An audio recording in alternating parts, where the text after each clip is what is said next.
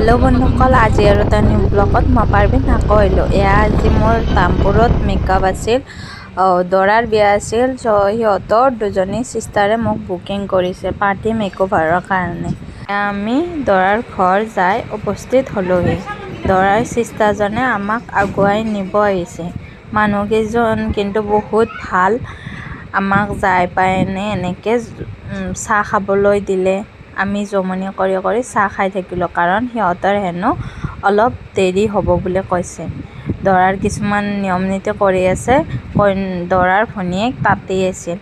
আমি এনেকৈ ৰখিলোঁ। তাৰপিছত সিহঁতে অহাৰ লগে লগে আমি মেকআপ কৰিবৰ কাৰণে ষ্টাৰ্ট কৰিলোঁ।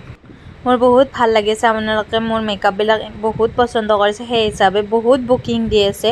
আপোনালোকেও যদি আপোনালোকৰ বিশেষ দিনটোৰ কাৰণে মোক বিচাৰে, তলৰ স্ক্ৰীনত মোৰ নম্বৰটো দিয়া থাকিব, আপোনালোকে কণ্টেক্ট কৰিব পাৰে। এয়া মোৰ গোটেইকেইটা পাৰ্টি মেকঅভাৰৰ পিক আছে। আপোনালোকে নিশ্চয় কমেণ্ট কৰিব কেনেকুৱা লাগিছে।